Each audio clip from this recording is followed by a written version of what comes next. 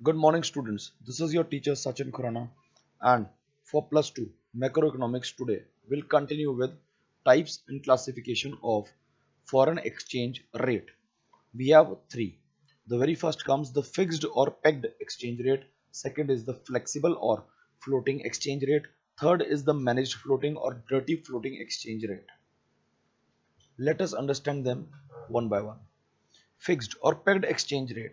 It is a type of exchange rate regime in which a currency's value is fixed or pegged by a monetary authority against the value of another currency. See, the keyword is another currency कि दूसरी currency के comparison में हमने अपनी currency का price fix कर दिया या फिर और a basket of other currencies or another measure of value such as gold. Clear है जी? तो एक करेंसी के against basket of other currencies और गोल्ड उसके अगेंस्ट जब हम वैल्यू ऑफ अपनी करेंसी फिक्स करते हैं जिसको हम बोलते हैं पेगिंग, उसको बोलते हैं फिक्स्ड और पेग्ड एक्सचेंज रेट.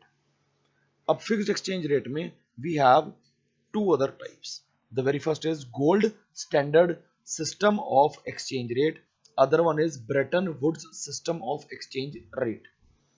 आइए इनको समझते हैं one by one. The very first is gold standard system of exchange rate. अभी क्या कहता है? It was prevalent in most countries during this year. See 1870 to 1914, इस पीरियड के बीच में ये प्रेवलेंट था. Gold was taken as the common unit of balancing, जिसको हम बोलते हैं पैरिटी या equity between currencies of different countries. Many countries, जितनी भी कंट्रीज हैं डिफरेंट कंट्रीज, उनके बीच में यूनिट ऑफ बैलेंसिंग क्या था? Gold. Accordingly, external value of currency was fixed, considering gold value of each currency. अब इसका एग्जांपल देखते हैं.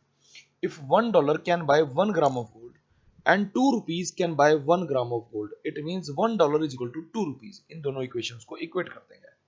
It means $1 is equal to 2 rupees. इसका मतलब you will have to pay 2 rupees to buy 1 unit of dollars. अब हुआ क्या कि हमें डायरेक्ट डील करने की जरूरत नहीं है. इट मीन डायरेक्ट डील हम डायरेक्टली कर सकते हैं. There is no need of purchasing gold, क्योंकि in terms of gold already हम डिसाइड कर चुके हैं अपनी करेंसी की value. This is also known as mint par value of exchange और मिंट पैरिटी, या फिर इसका मतलब क्या है? Gold value of a particular currency. जब हम गोल्ड वैल्यू फाइनलाइज करते हैं that is called mint par value और mint parity. Next comes the Bretton Woods, या इसको हम बोलते हैं adjustable peg system of exchange rate. अभी क्या कहता है? ब्रेटन वुड्स कॉन्फ्रेंस हुई थी 1944 में, जिसमें आईएमएफ और वर्ल्ड बैंक ने सेटअप किया क्या? A system of fixed exchange rate.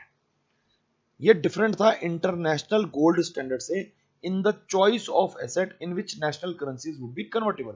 उसमें या तो गोल्ड थी, a basket of another currencies थी, या सिर्फ गोल्ड था.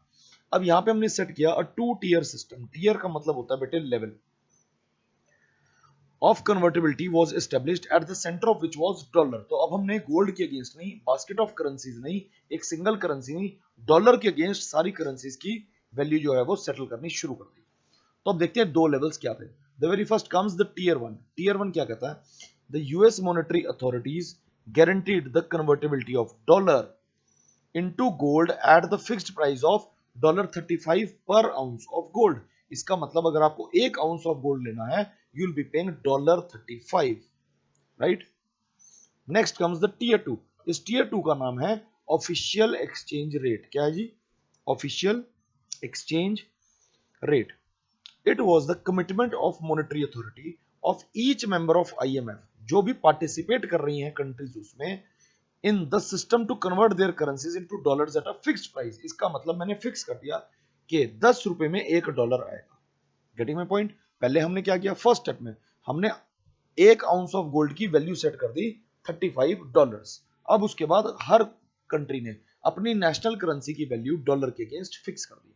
जैसे एग्जांपल ले रहे हैं हम, इंडिया के अंदर हमने फिक्स कर दिया $1 is equal to ₹10, right. A change in exchange rate was to be permitted only in case of fundamental disequilibrium.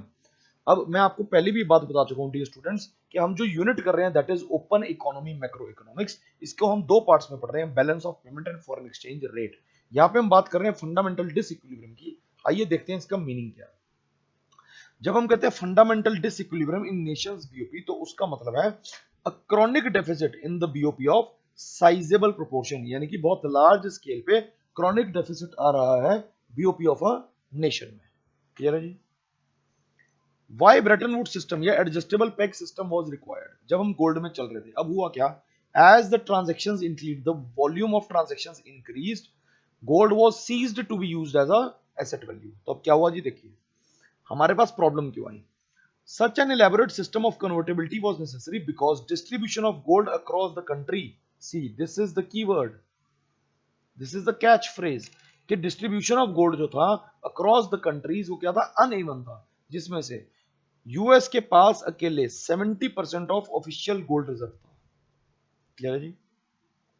In simple words different currencies को हमने क्या किया, they were related to one currency US dollar, और US dollar को हमने gold value assign कर दी at a fixed price. Clear है जी? अब नेक्स्ट आते हैं बेटा हम determination of fixed exchange rate की तरफ। हम इसको डिटर्मिन कैसे करते हैं, आइए समझते हैं। देखिए ये डायग्राम हमें हेल्प करेगा।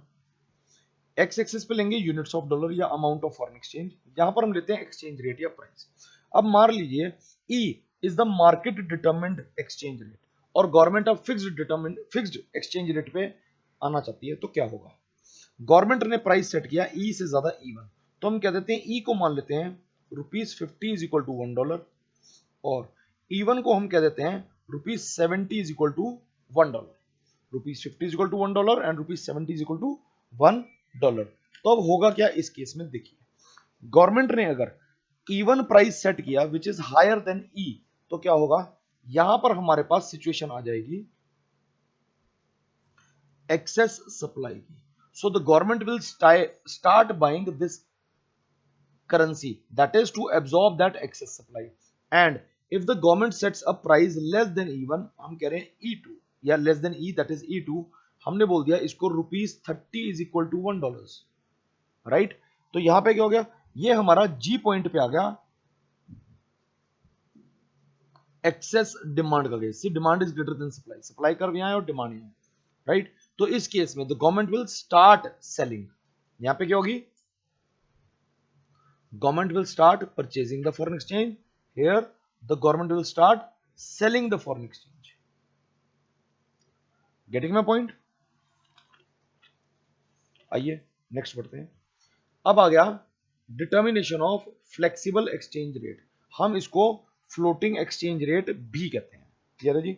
अब बड़ी सिंपल सी बात है समझने के लिए, हम फ्लेक्सिबल पहले पढ़ चुके हैं क्या है, जब free play of market forces of demand and supply की वजह से जब प्राइस सेटल होता है, तो देखिए होगा क्या, ई सेटल हुआ एक इक्विलिब्रियम प्राइस। क्लियर है? ये बड़ा वाला ई देख रहे हैं, ये इक्विलिब्रियम पॉइंट है, छोटा ही है इक्विलिब्रियम एक्सचेंज रेट या प्राइस, और ये क्यू है हमारी इक्विलिब्रियम क्वांटिटी। अब ये प्राइस सेट हो गया and for some reasons the price increase, when the price increases supply extends, when supply extends इसका मतलब this becomes a situation of excess supply, when there is an excess supply in the market the price goes back to the initial one, because when there is excess supply the price reduces। getting my point? अब इधर देखते हैं, अगर price reduce हो गया E2 पे, तो ये केस हो गया एक्सेस डिमांड का। जब डिमांड एक्सेस होती है तो इसका मतलब प्राइस राइज होता है, so it will again get back to this position, so E will be our again the exchange rate, capital E will be the equilibrium point and Q will be the equilibrium quantity। Clear है जी? अब बेटा हम बात करेंगे कि अगर without government intervention, जो हमने फ्री प्ले की बात करी है, अगर उस केस में डिमांड और सप्लाई बढ़ जाते हैं तो क्या होगा उसका इफेक्ट प्राइस पे, और प्राइस का क्या इफेक्ट होगा डिमांड और सप्लाई पे।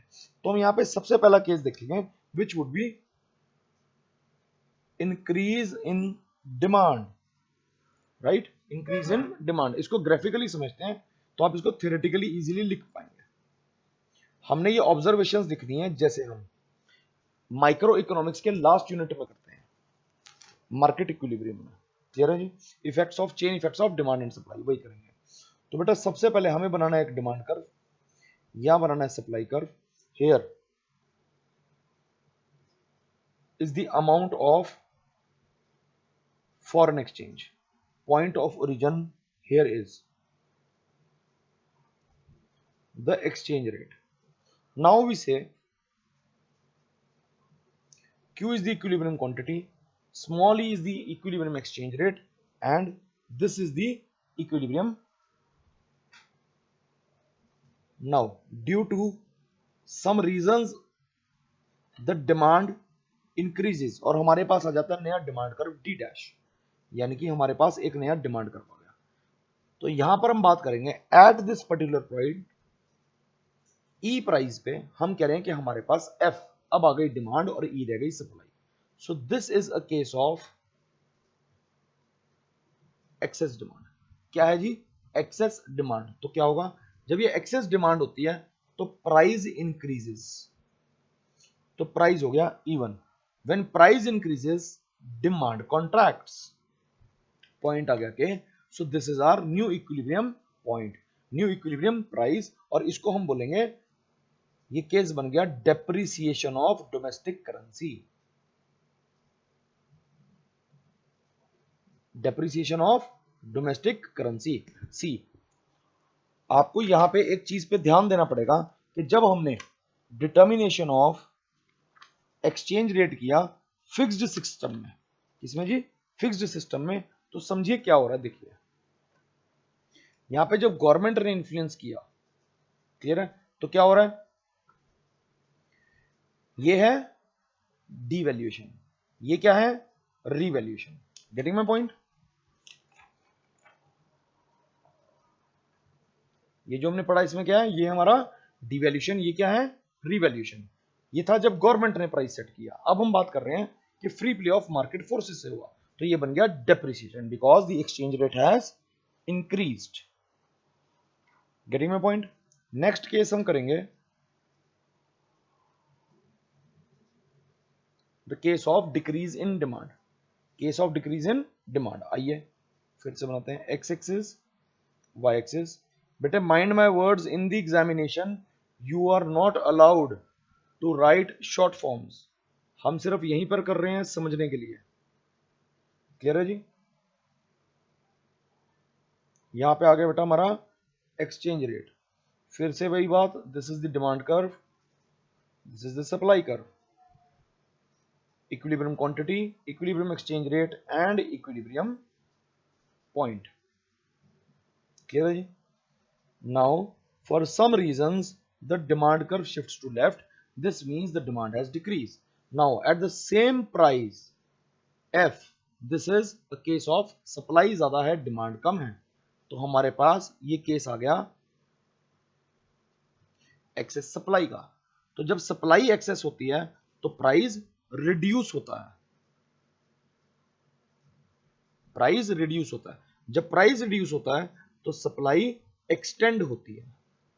तो न्यू इक्विलिब्रियम पॉइंट इज के, new equilibrium exchange rate is E1. So this is a case of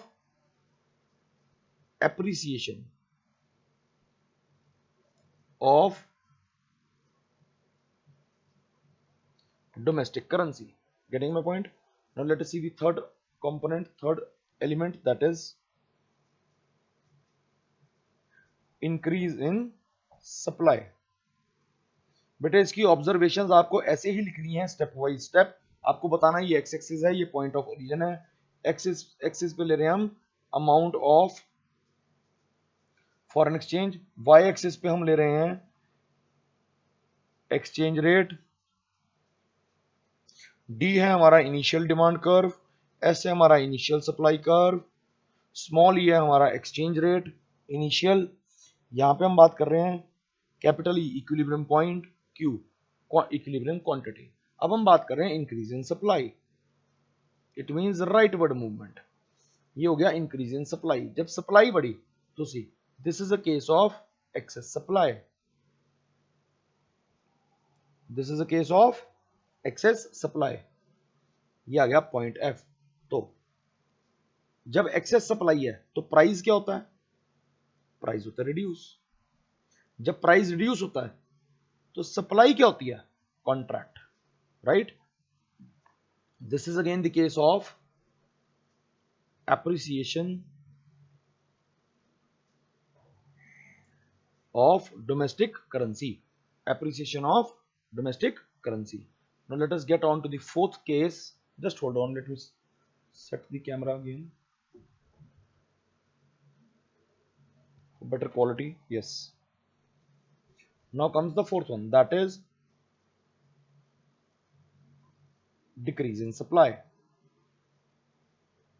Again, x-axis, y-axis. Here we have the amount of foreign exchange, point of origin,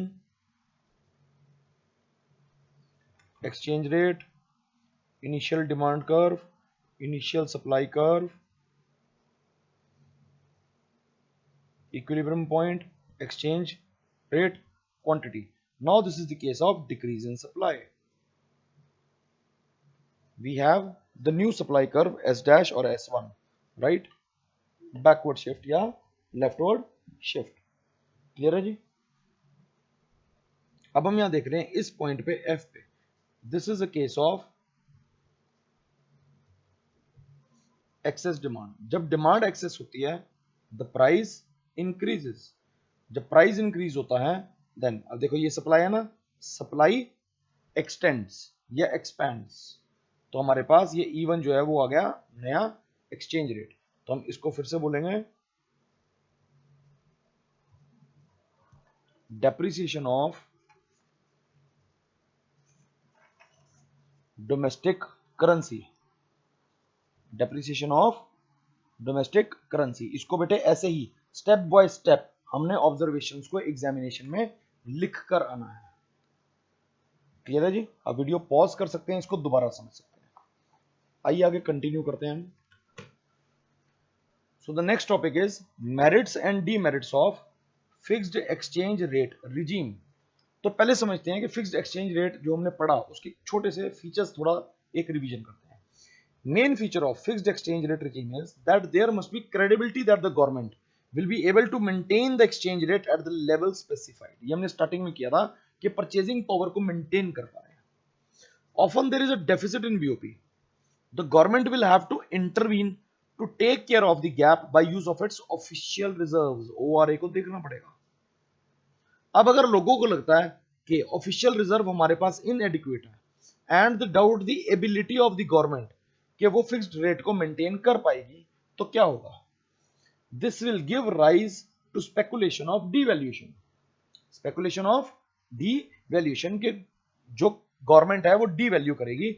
इसका मतलब अगर आज price हमारा 50 rupees per dollar है तो वो increase करके हो जाएगा 70 रुपीज पर डॉलर. तो इसका मतलब फ्यूचर में उनको बेनिफिट होने का चांस है, जिसकी वजह से होगी aggressive buying.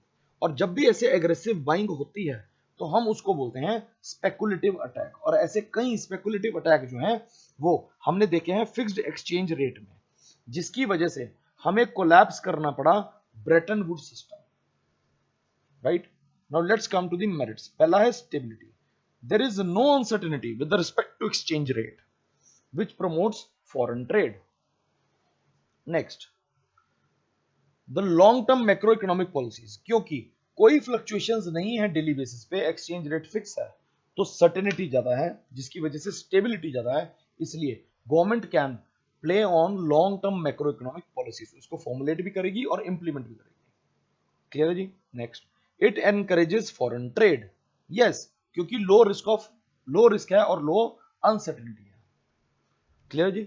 Now next comes it encourages foreign investment. Obviously क्योंकि अनसर्टेनिटी नहीं है, रिस्क कम है. It prevents speculation in foreign exchange market. Yes, सट्टा लगेगा ही नहीं क्योंकि फ्लक्चुएशन आने ही नहीं वाली. Next is it checks inflation. अब इन्फ्लेशन का यहाँ बहुत अच्छा रोल है, देखिए ध्यान से. It forces the government to control inflation.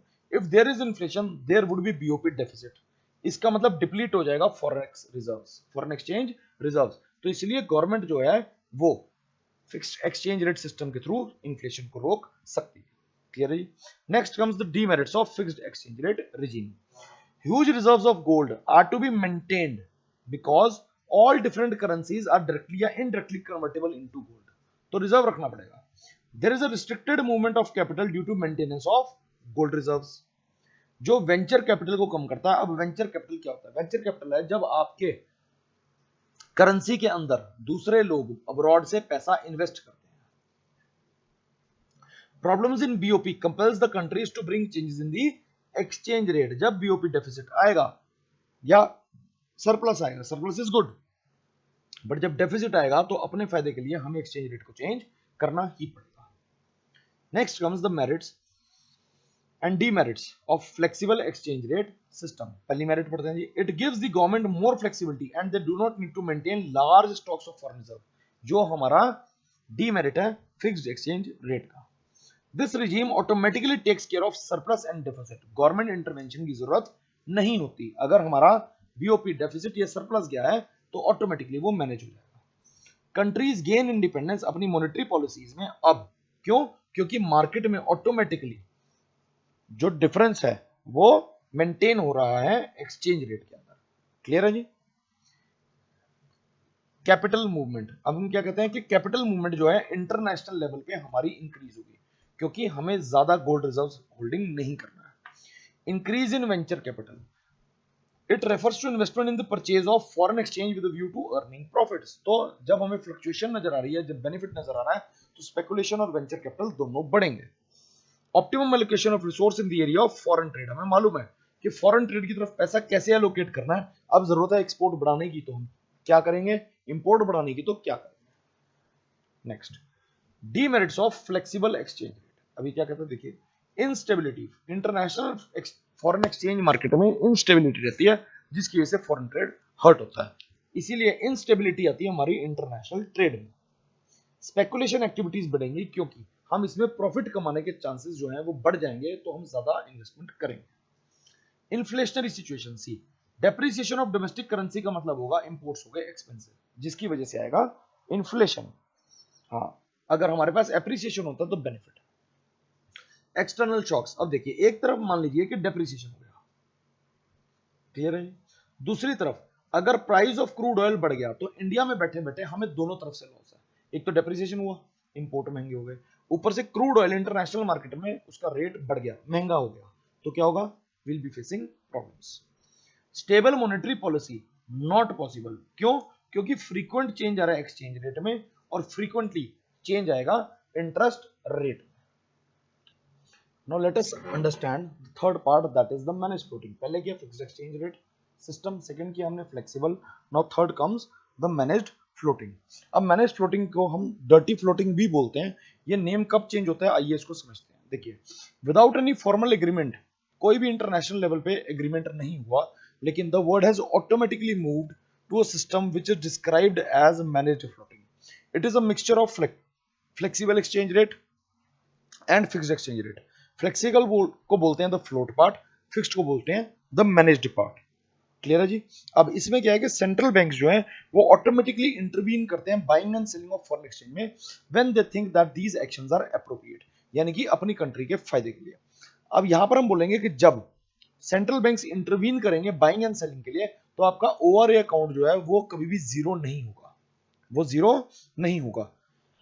तो गवर्नमेंट क्या करेगी? या तो डीवैल्यूएशन या गवर्नमेंट करेगी revaluation to serve its own interest. अब इसका मतलब क्या है? इसका मतलब यह है कि अगर आईएमएफ की परमिशन के साथ हमने ये चीज करी मैनेज्ड फ्लोटिंग, तो वो आएगी मैनेज्ड फ्लोटिंग का पार्ट। लेकिन अगर हम without caring the rules and regulations, और हम इंटरनेशनल मार्केट का ध्यान नहीं दे रहे, दूसरी कंट्रीज का ध्यान नहीं रख रहे, अपने सेल्फ इंटरेस्ट के लिए हम ऐसा करते हैं, that is called dirty floating.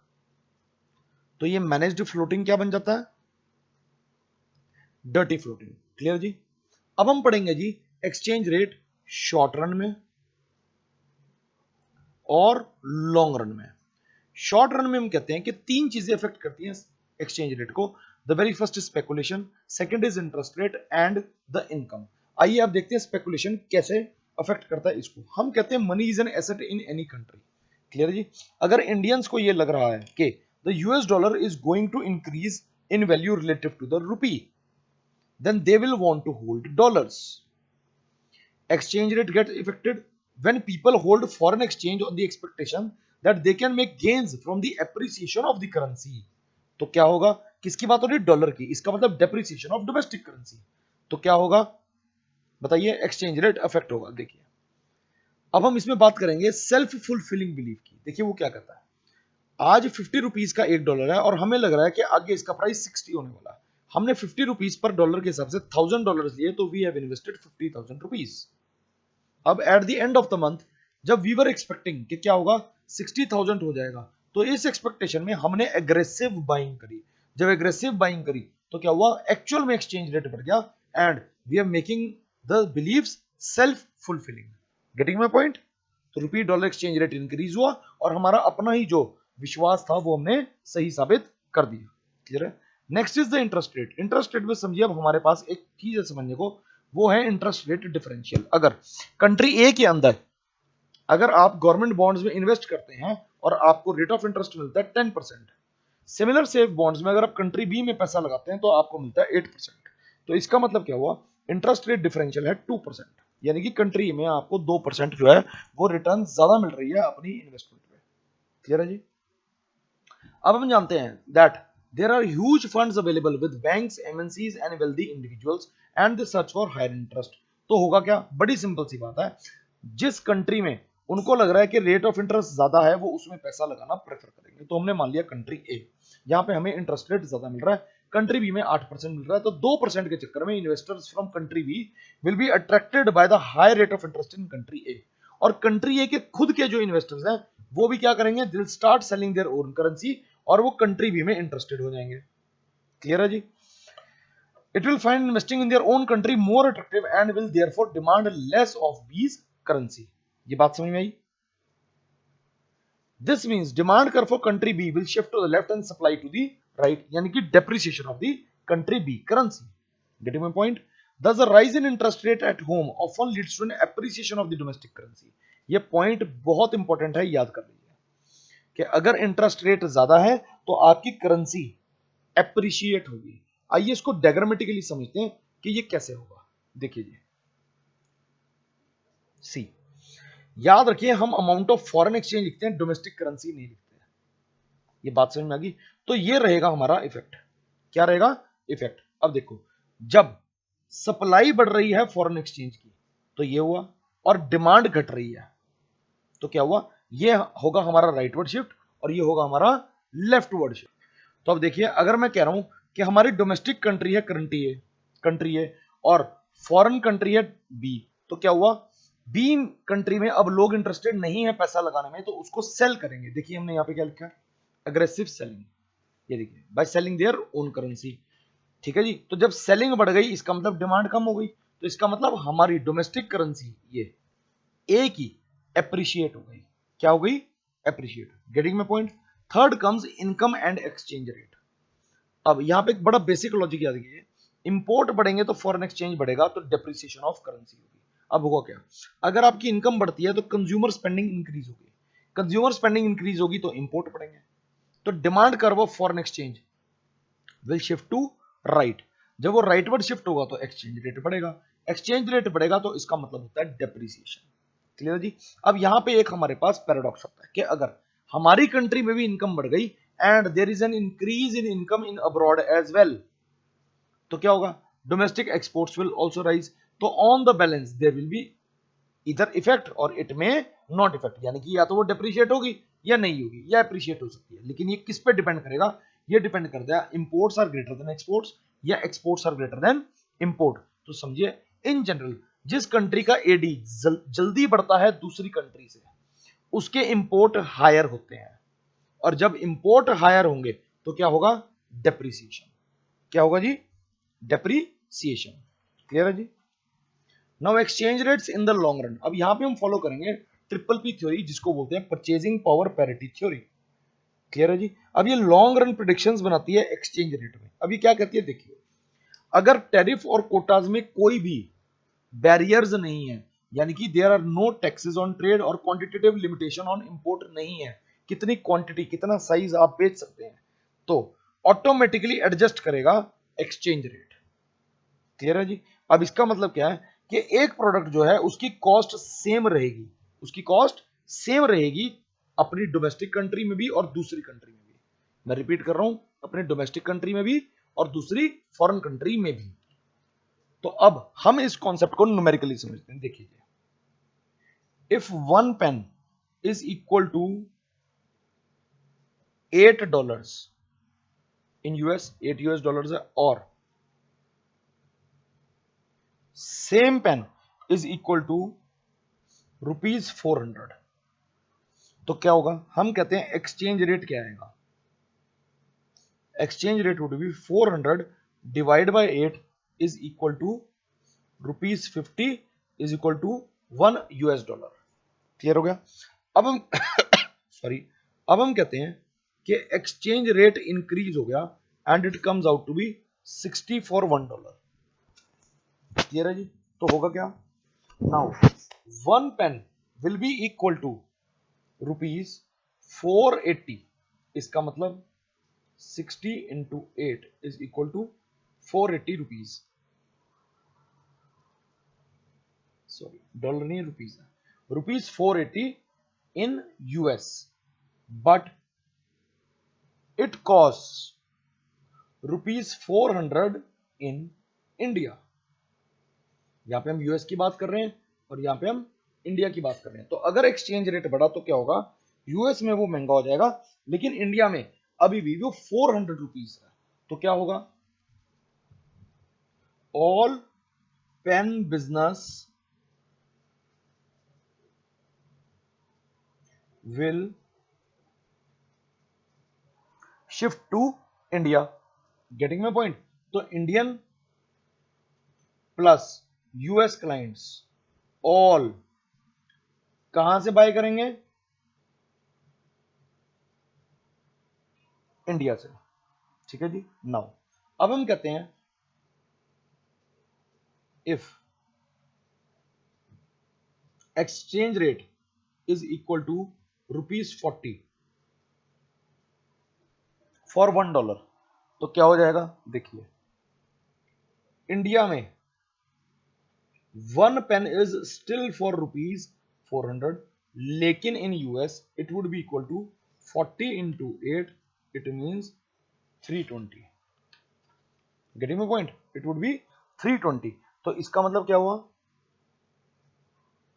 All pen business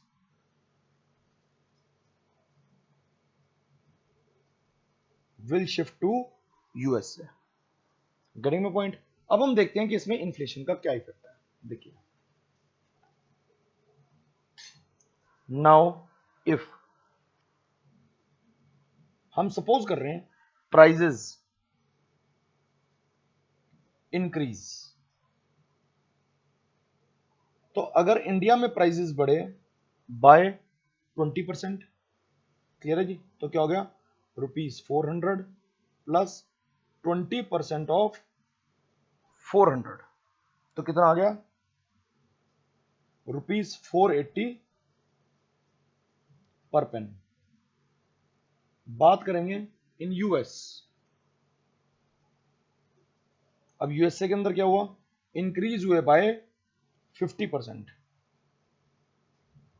तो $8 प्लस 50% ऑफ 8, 4 आ गया, तो आ गया हमारे पास $12। $12। Now purchasing power parity theory क्या कहती है, now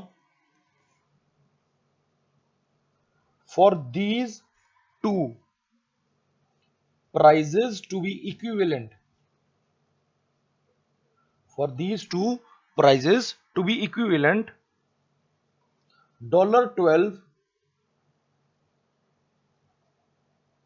must be worth to ₹480, must be worth, sorry, $12 must be worth ₹480। तो हम क्या कहेंगे, एक्सचेंज रेट क्या आया, एक्सचेंज रेट आया 480 अपॉन 12 इज इक्वल टू ₹40। इसका मतलब डॉलर क्या हो गया, डेप्रिशिएट, और रुपया क्या हो गया, एप्रिशिएट। ठीक है जी, रुपया क्या हो गया, एप्रिशिएट। तो इसका मतलब अगर कंट्री ए की इन्फ्लेशन ग्रेटर है कंट्री बी की इन्फ्लेशन से, तो क्या होगा, ए की करेंसी होगी डेप्रिशिएट और बी की करेंसी होगी